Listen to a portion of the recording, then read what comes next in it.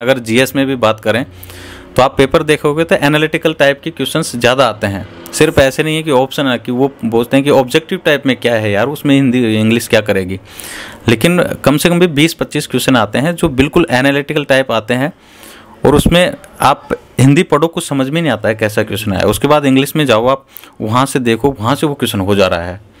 और क्वेश्चन क्योंकि analytical type आता है पेपर, तो वो इतना लंबा हो जाता है कि इंग्लिश मीडियम वालों से टाइम पे पूरा नहीं हो पा रहा है। हिंदी का बच्चा या रीजनल लैंग्वेज का बच्चा अगर इधर देखेगा फिर उधर देखेगा, उसके पास कितना टाइम कम हो जाएगा। तो वो वैसे ही, और यहाँ गेम 1-2 क्वेश्चन का ही होता है। ज़्यादातर लोग जो सीरियस प्रिपरेशन करते हैं वो बेचारे 1-2 क्वेश्चन से रह जाते हैं।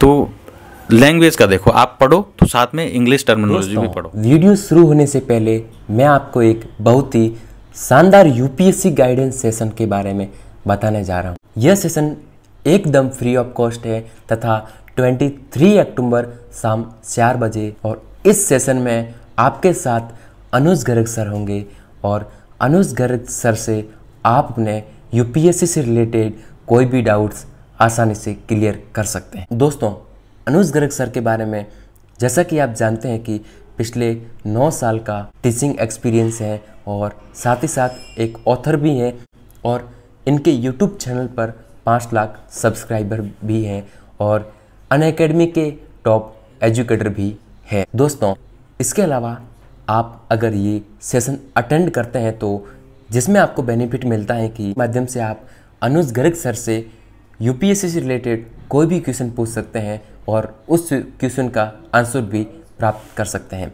इसके अलावा आप अपने डाउट्स और इसके अलावा अपने कॉन्सेप्ट, इसके अलावा स्ट्रेटजी से रिलेटेड कोई भी क्वेश्चन आप जान सकते हैं और अपनी स्ट्रेटजी को किस प्रकार सरल बनाएं ये भी जान सकते हैं, और अपनी यूपीएससी प्रिपरेशन को किस प्रकार इफ़ेक्टिव यानी कि अदर फ्रेंड से किस प्रकार अलग बनाएं ये भी जान सकते हैं, और अपनी स्किल्स डेवलपमेंट किस प्रकार करें और स्मार्टनेस को किस प्रकार इम्प्रूव करें, इसके बारे में इस सेशन के माध्यम से आपको बेनिफिट मिलने वाला है और यूपीएससी की जर्नी को बहुत ही आसान बना सकता है ये सेशन। तो दोस्तों, सेशन को ज्वाइन करने के लिए आप सबसे पहले हमारे यूट्यूब चैनल के डिस्क्रिप्शन में दिए गए लिंक पर क्लिक करें, और लिंक पर क्लिक करने के बाद आपको एक फॉर्म मिलता है, वो फॉर्म फिल करें, उसमें नंबर और ईमेल आईडी डालें। देन उसके बाद आपको 23 अक्टूबर को आपके ईमेल आईडी और मोबाइल नंबर पर आपको एक लिंक मिलेगा, और उस लिंक के माध्यम से आप इस सेशन में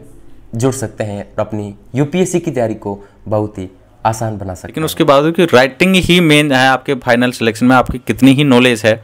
हर क्वेश्चन मेरे साथ हर मेंस में ये हुआ कि कोई ऐसा क्वेश्चन नहीं था कि आता ही नहीं था यार ये तो बिल्कुल भी, लेकिन उसके बावजूद भी वो जैसा लिखना होता है वो नहीं लिख पा रहा था। CS1 में अच्छे मार्क्स थे, उसकी वजह से उनका प्रीलिम्स नहीं हुआ।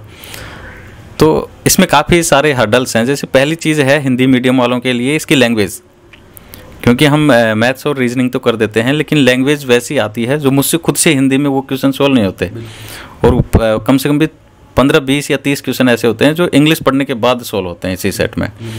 तो मैं ये कहना चाहूँगा कि पढ़ें ही वहाँ से कि ये जो CSET की तैयारी है, अपन को 27 क्वेश्चन करने हैं, तो कुछ पैटर्न चल रहा है उनका।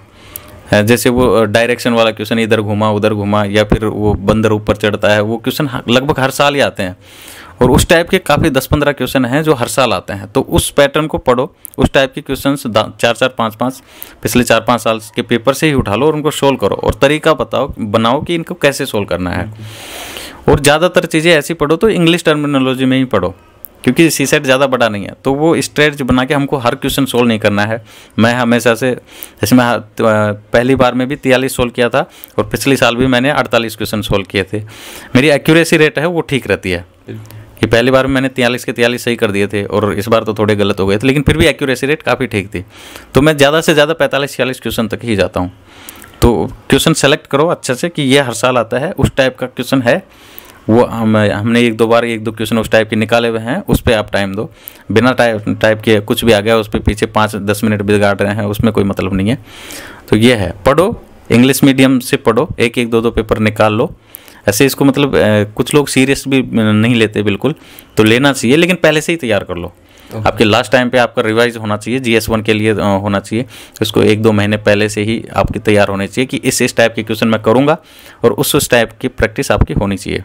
एक तो आप कुछ हमारे जो हिंदी बेल्ट के लोग हैं वो हिंदी को चूज कर लेते हैं कि उसमें हम पढ़ने में सहज थे, लेकिन कहीं ना कहीं यूपीएससी मैं 4-5 से देख रहा हूँ वो प्रीलिम्स लेवल से एक हिंदी के प्रति बायस्ड, भले ही उनका इंटेंशन ना हो लेकिन रहती है। आप प्रीलिम्स के सीसेट को छोड़ो, सीसेट में बहुत ज़्यादा होता है, लेकिन अगर जीएस में भी बात करें तो आप पेपर देखोगे तो एनालिटिकल टाइप के क्वेश्चंस ज़्यादा आते हैं। सिर्फ ऐसे नहीं है कि ऑप्शन है कि वो बोलते हैं कि ऑब्जेक्टिव टाइप में क्या है यार, उसमें हिंदी इंग्लिश क्या करेगी, लेकिन कम से कम भी 20-25 क्वेश्चन आते हैं जो बिल्कुल एनालिटिकल टाइप आते हैं और उसमें आप हिंदी पढ़ो कुछ समझ में नहीं आता है कैसा क्वेश्चन आया, उसके बाद इंग्लिश में जाओ आप वहाँ से देखो, वहाँ से वो क्वेश्चन हो जा रहा है। और क्वेश्चन क्योंकि एनालिटिकल टाइप आता है पेपर, तो वो इतना लंबा हो जाता है कि इंग्लिश मीडियम वालों से टाइम पे पूरा नहीं हो पा रहा है। हिंदी का बच्चा या रीजनल लैंग्वेज का बच्चा अगर इधर देखेगा फिर उधर देखेगा, उसके पास कितना टाइम कम हो जाएगा। तो वो वैसे ही, और यहाँ गेम 1-2 क्वेश्चन का ही होता है। ज़्यादातर लोग जो सीरियस प्रिपरेशन करते हैं वो बेचारे 1-2 क्वेश्चन से रह जाते हैं। तो लैंग्वेज का देखो, आप पढ़ो तो साथ में इंग्लिश टर्मिनोलॉजी भी पढ़ो, हिंदी से भी ठीक है, आप पढ़ो, समझ में आपको अच्छा आ रहा है। जो अगर इंग्लिश में कंफर्ट है तो वो इंग्लिश की तरफ ही जाए, हिंदी में आने की कोई ज़रूरत नहीं है।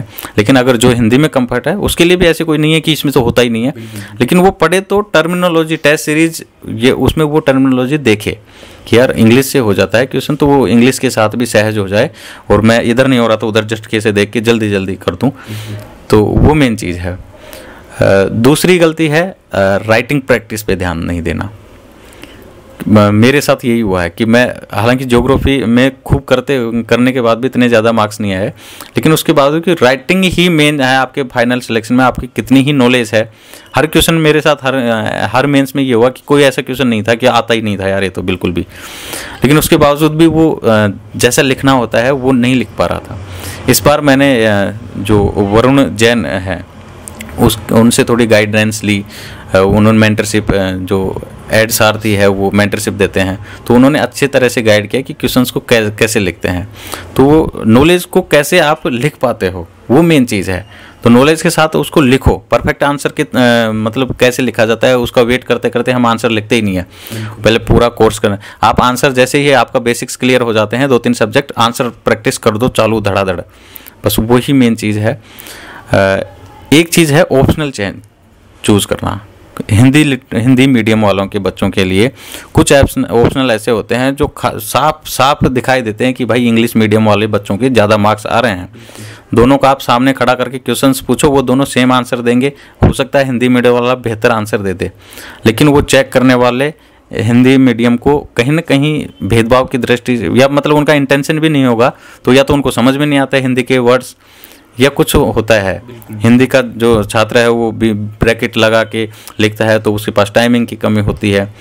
तो ऑप्शनल चूज करने हिंदी मीडियम से कुछ ही ऑप्शनल हैं, हिंदी ले लो, हिंदी लिटरेचर, संस्कृत लिटरेचर ले लो, इसके बाद हिस्ट्री भी अच्छा परफॉर्म करती है, ये चीज़ें आप ले लो, क्योंकि हिंदी में आपको मार्क्स मिल जाते हैं जनरली।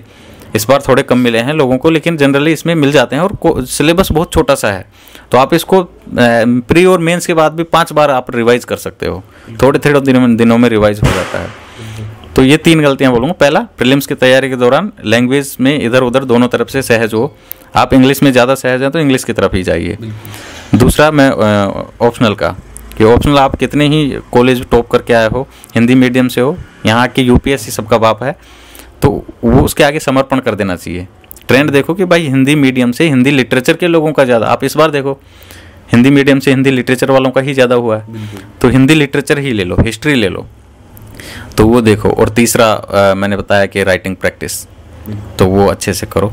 और प्रीलिम्स की तैयारी के दौरान क्योंकि पेपर एनालिटिकल होता है तो सिर्फ फैक्ट्स मत रटो, एडिटोरियल भी साथ में पढ़ो, उसको एनालाइज करो, किताबें भी पढ़ो तो एनालाइज करते हुए पढ़ो कि इससे क्या हो रहा है, तो इधर उधर की वो बिटवीन द लाइंस बोलते हैं, तो वो पढ़ो, तो उन चीज़ों से समझ के एक एनालिटिकल पेपर को कैसे सॉल्व किया, क्योंकि और एग्जाम अलग होती है, इवन यूपीएससी की जो अलग सीएपीएफ और ईपीएफओ की एग्जाम होती है उनकी तरह नहीं होता ये थोड़ा अलग होता है, तो उसी के हिसाब से पढ़ो, आप पेपर की डिमांड के हिसाब से पढ़ो।